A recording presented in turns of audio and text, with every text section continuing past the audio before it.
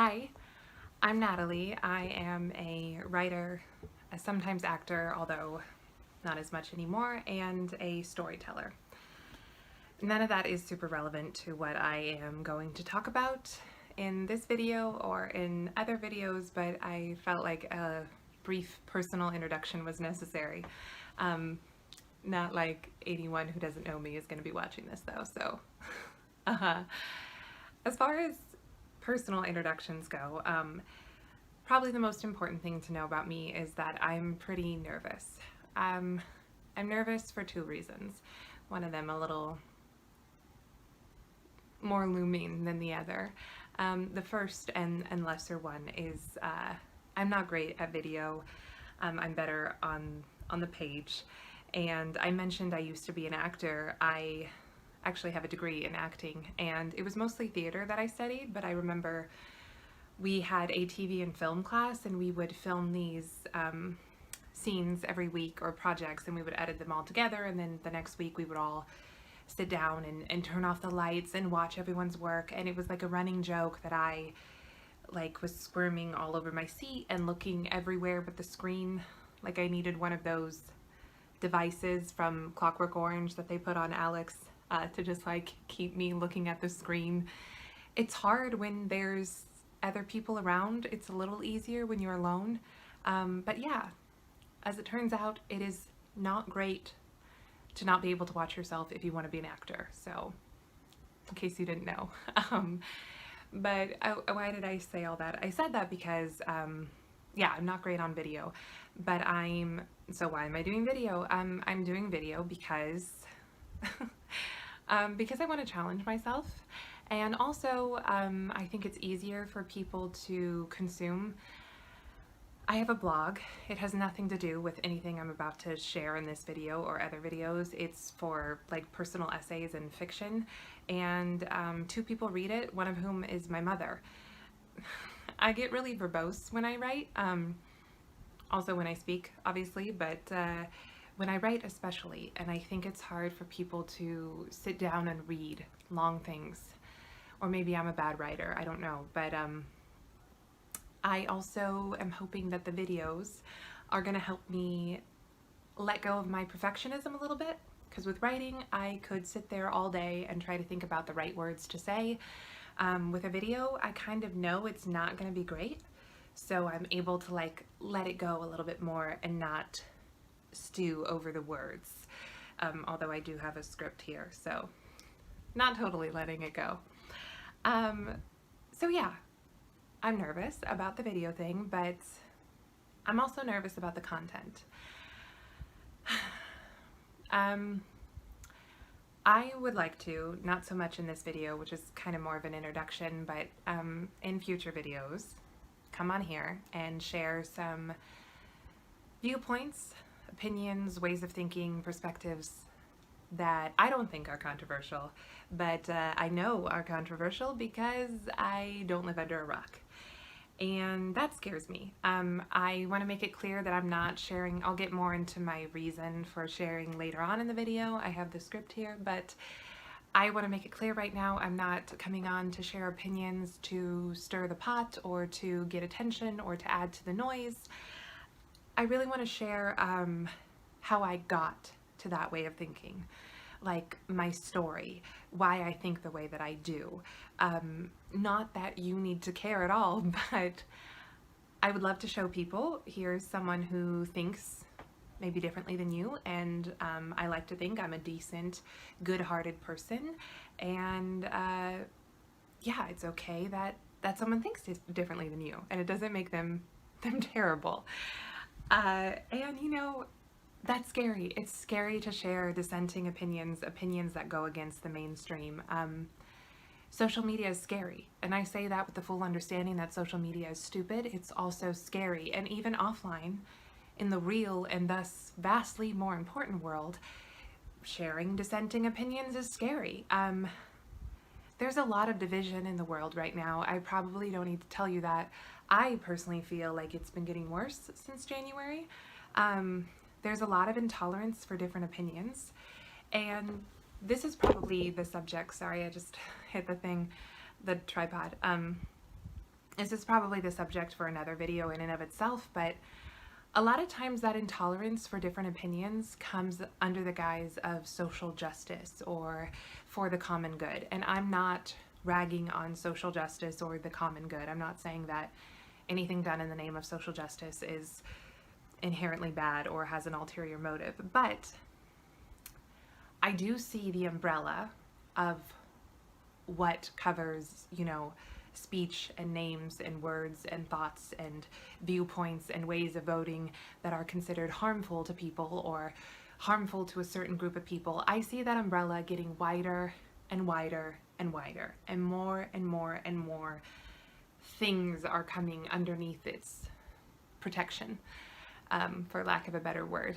And I don't think that's great. Look, I am very pro free speech. That said, I do have lines. I have things I don't say. I have things I prefer people not to say around me. I have opinions and ways of thinking that I don't subscribe to because I actually think they're wrong and misguided and bigoted. So I do believe that societies and especially individuals, you know, do have to have some kind of line. I'm not saying it's a free-for-all, but I do think that this umbrella getting wider and wider and wider is not great. I don't think that is the way towards progress, either for societies or individuals. Because think about it, you know, as an individual, you don't become stronger the more and more and more things you let offend you. The more things that you let make you emotional and angry, that doesn't make you stronger. There's nothing wrong with being emotional or angry, but it doesn't make you a stronger person. And obviously a society is different than an individual. It's a collection of individuals who are from all sorts of backgrounds, but it's kind of a similar thing. You know, I think true progress for society comes from a free exchange of ideas, open and honest dialogue where people are able to say things and express things and other people are able to hear them and not, you know, break down crying. That is how true progress happens. Anything else, a whole list of this is what we're allowed to say and it's not very long, and then this is what we're not allowed to say and it is growing by the day, that is a veneer of progress. That is pretending we have progress when really we don't. There's this rapper I like. His name's Tom McDonald. I don't know too much about him, so I'm sorry if you don't like him, but he has this lyric. It's something like the difference between hate speech and speech you hate, and that's kind of the idea I'm getting at. You know, just because something offends you or upsets you or hurts your feelings does not mean that it is harmful or hate speech. You know, being offended is not harm. So I just said that was a whole topic for another video, and then I dove right into it, but all that to say that it is scary to have different opinions today, and I'm nervous. And like I said, I've never done this before, the video thing. I'm better on the page, and I'm new to sharing my different opinions, so please bear with me. This next part is definitely the subject for another video. It's a long story that I'm even more scared to share. Not because I'm ashamed, but because, again, it's not accepted in my world. But I should probably tell you briefly so that you understand why I'm making such like a rigmarole over this. Not that anyone uses that word anymore, but so last year in 2020, I had a political awakening. Before you turn off the video, if you have not already, I hate that phrase. It sounds very self-righteous and holier than thou, but it's like the best phrase I have right now to describe what a big shift it was for me. I guess shift would be a better word. I'll use that. Essentially, I walked away from the political party that I had identified with pretty staunchly my entire life. And it was a few things, like I said, I should share it in another video, but a combination of things that kind of caused me to look around and go, wow, these people do not care about me. And when I say these people, I mean the establishment of that party, but also some of the people, just the regular people who subscribe to that party, and more importantly than not caring about me, they actually don't care about a lot of the people that they claim to care about. And their policies and their actions are kind of actively detrimental to my life and other people's lives, and I had that thought and I walked away in a nutshell. And now I consider myself more politically homeless. I probably definitely lean one way, but I think I'm politically homeless. There's people who would like to put me in a box and label me based off of ideas that I have and people I follow and things I say. But like I said, I don't feel like I identify really with any party. Interestingly enough, I'm actually more politically informed and involved than I've ever been as a politically homeless person. But I guess that's neither here nor there. That political shift was rough. It came in the middle of 2020, which was obviously a really difficult time, and it's continuing for a lot of people. It was rough. I live in an area that is really predominantly one way, the way I used to be, and everyone I have ever met in my life, it seems like, is pretty much this one way, the way I used to be. And so when I had this shift, everyone I knew online from the past and everyone I knew in person locally, it seemed like was this one way, and it was really lonely. I should say actually it still is really lonely. It's not like a problem that I've solved. I'm lonely. It's isolating on top of, being isolated at the time. So I kept quiet for a long time out of fear because I was lonely and I didn't want to lose out on potential friends or the few friends I did have. And I kept quiet for well over 6 months now, closer to a year. And lately it's getting harder and harder to keep quiet. And I don't really know if I want to anymore. I desperately want people to like me. Like, I still have a little actor inside of me who really wants you to hire her and like her and wants to please everyone. I know that's not exclusive to actors, but it's definitely there. I still want people to like me, but I want people to like me. I don't want to feel like, oh, if they knew the way I voted and they knew the way I think about this, even though I think I'm a good person, they wouldn't like me anymore. I don't want that. I'd rather just it be out in the open and people like me or they don't. I still feel like I'm the same person. My heart is the same. But okay, sorry, I ran out of data because I never delete anything on my phone. But yes, so I had this shift. It was lonely. I'm lonely, and now I'm speaking out, possibly. Lately, I've been really inspired by some YouTube creators who are from all sorts of backgrounds, all kind of diversity, who question the narrative and share viewpoints, many of which I agree with, some of which I don't, that get them called all sorts of horrible names by people who frankly cannot even try to understand why someone would possibly disagree with them on an issue. And I would love to make another video highlighting those creators because they're inspiring to me, and unlike myself, they know what I'm doing. No, they know what they're doing. So I would hope to make that in the future, but they kind of got the ball rolling for me. Like, I could do that, maybe. So yeah, the last thing I want to share before I run out of more storage, and because I want to keep this kind of short. I know it's not short, I've already timed it. I have a script, it's like 25 minutes long, but last thing I want to share is everything I share in these videos, everything I share in general, is not necessarily to get people on my side. I'm human, and I'm very biased towards my own way of thinking, so I slip up on that sometimes, especially recently.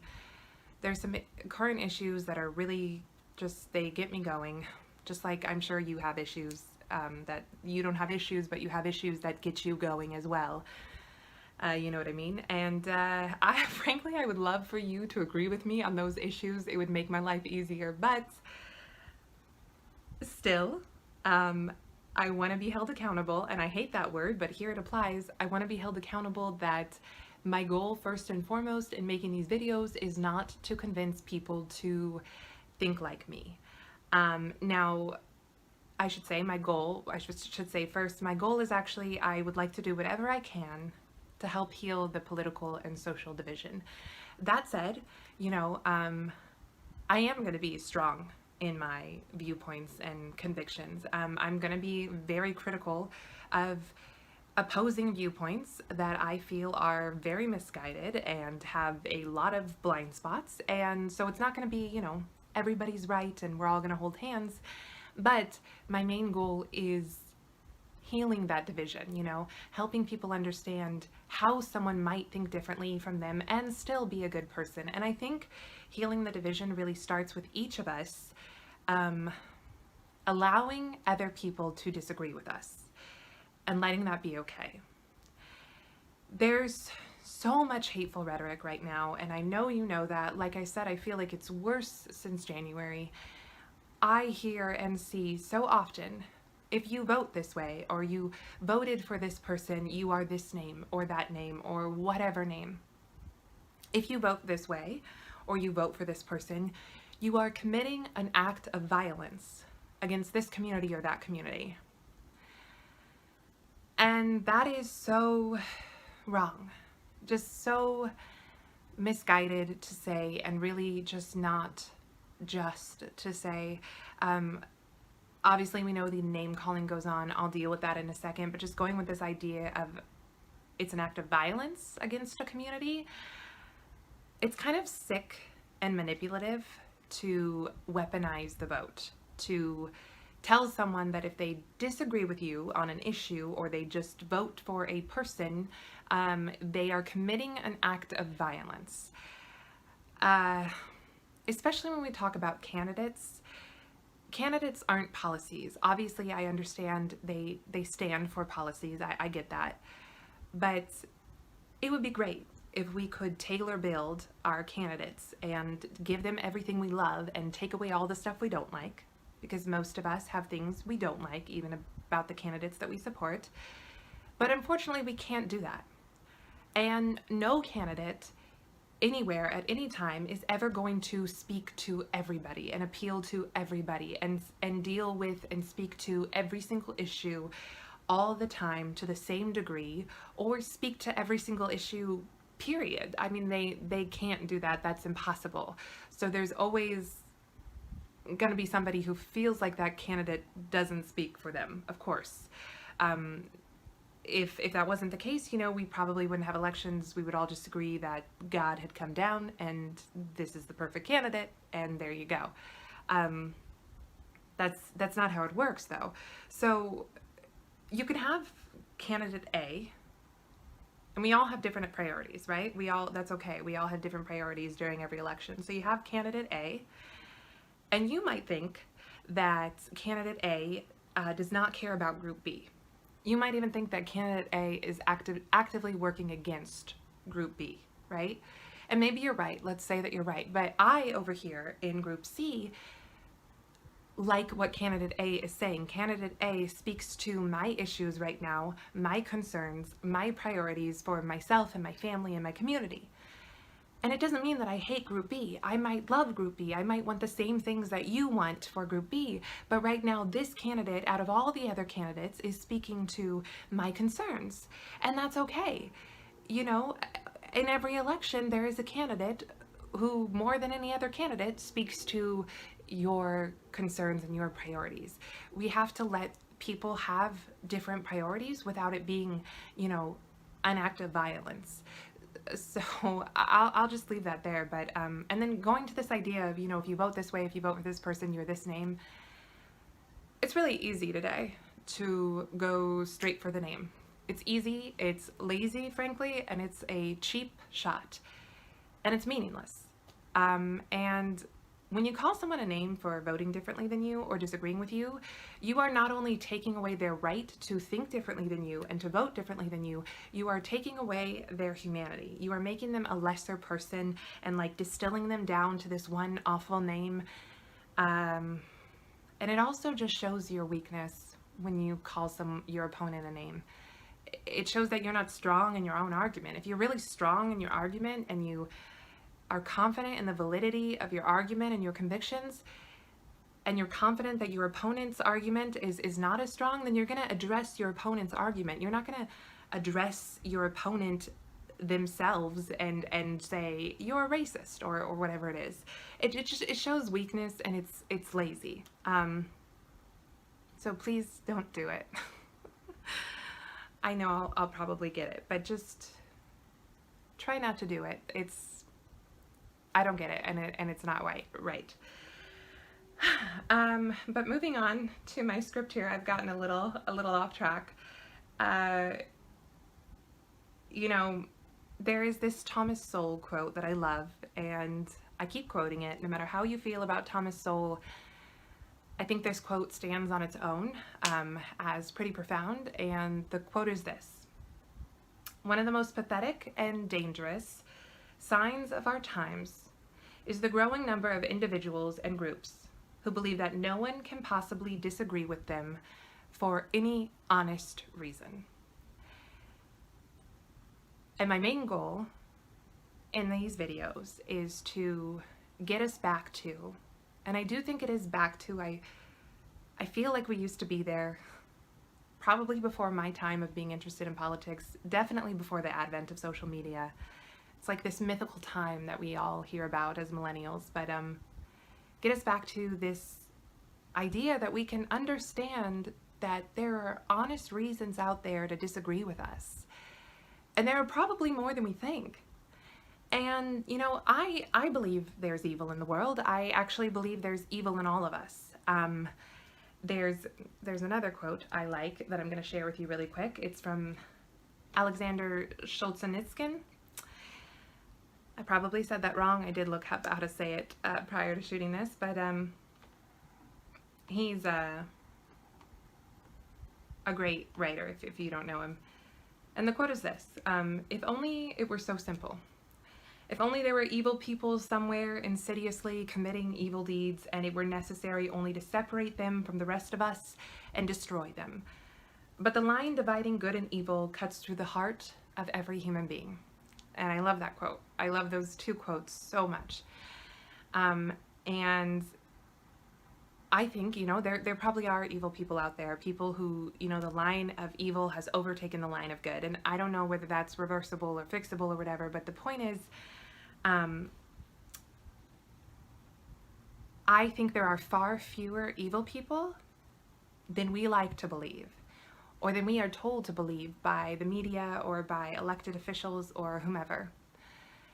It sounds corny, but I believe that most people are doing and voting the best way they know how. That's not to excuse, you know, criminal acts or really heinous acts, but I think most people are doing the best they know how.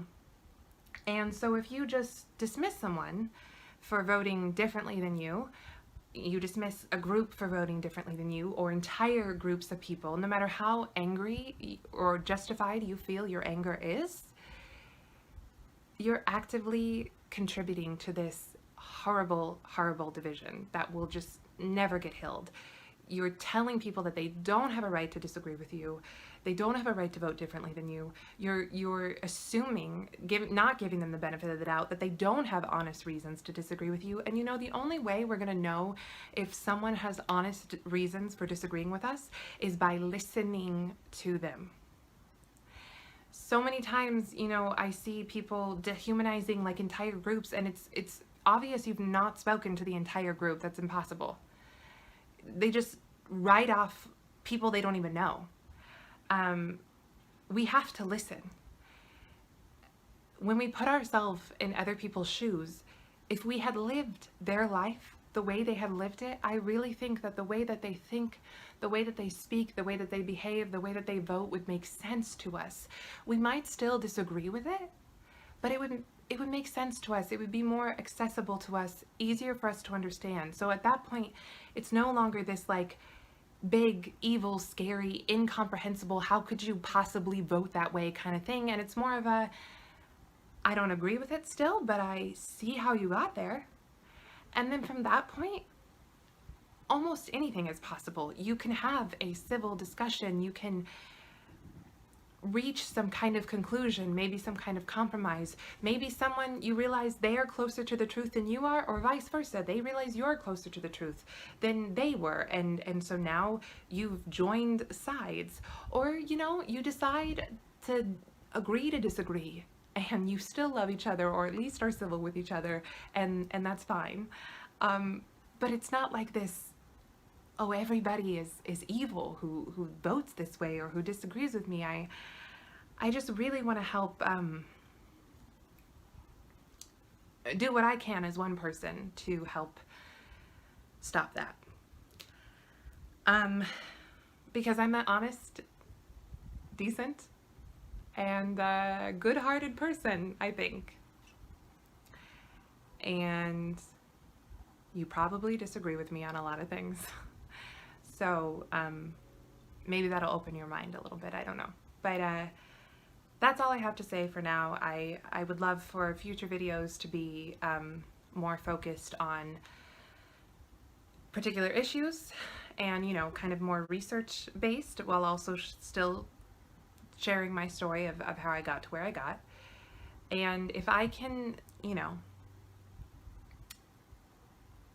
have one person who I'm the other side for them, you know, on an issue, or maybe on all issues, whatever it is, if I can have them, you know, not necessarily agree with me, although that'd be great, but if I can have them move forward in their life and give the benefit of the doubt to the next person they meet who disagrees with them, whether that's online or you know, especially in person, then I will have done my job. I'll be so happy. I just want to get us back to, you know, some understanding that there are honest reasons out there. So thanks for watching, Mom. Just being realistic, you know, of who's gonna watch. But yeah, I will see you soon, unless I chicken out. Okay, good night. Thanks for watching.